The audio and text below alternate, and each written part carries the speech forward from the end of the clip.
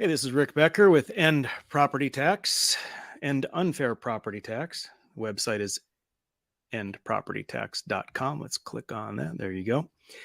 So this is part 3 in a video series. And today we're discussing what's in the measure to eliminate property tax.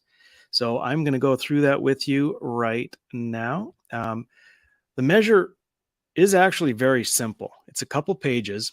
We'll go through it. But I want to point out to you, we have section 1 right here. Section 1, that is the nuts and bolts. It's the meat, it's the heart, whatever you want to use. In section 1, there are 3 subsections.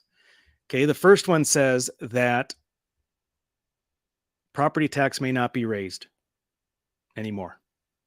Okay, that's easy. Subsection 2 says that if a city or county bonded money to build a building, a school, and they tied property tax to it, that property tax will continue until the bond is paid off. You see, there's a couple of things. One, it's fair to cities that didn't do bonding, that didn't do big explosive growth and building buildings and so forth. But the other thing is that for a bond that a city has and bond holders that lent the city money, that's a contract and we can't get in the way of that. So that's what subsection 2 is. And then subsection 3 says the state must replace everything that was levied in property tax to all of the subdivisions in an amount not less to what was levied in 2024. So in other words, the tax that you pay in 2025. So no more property tax except for what's bonded. And then that goes away too once the bond is paid off. You can't bond for more stuff.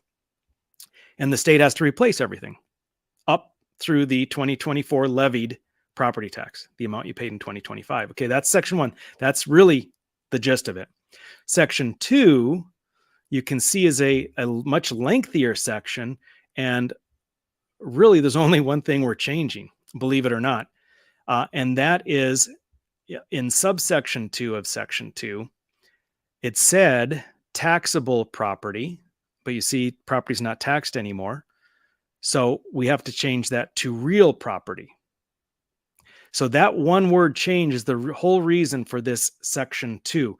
Now you'll see in there that there's a lot of other changes. Those aren't changes I did. Legislative Council did that to tidy up the language and make it better, more up to date, more clear. They always do that. There are no other changes in section 2.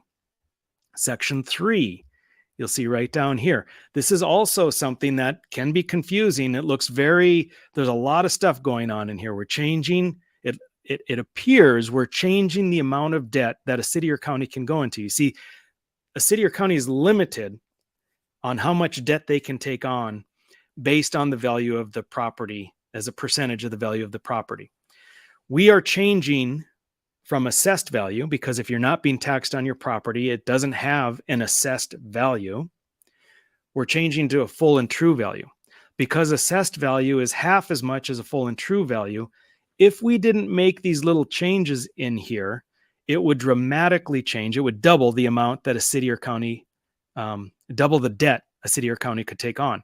So we have to make these word changes so that there is no effective change. You see, so section 3 is only there so that nothing changes as far as the amount of debt that can go on. All right, and then the section 4 just goes back to the bonds and just saying a city or county can't do more bonding that is tied to property tax. Okay, they can do bonding, it just can't be tied to property tax. And then the effective date is January 2025. So that is the measure. Again, section 1, nuts and bolts. No more property tax. The state replaces everything that you paid in 2025.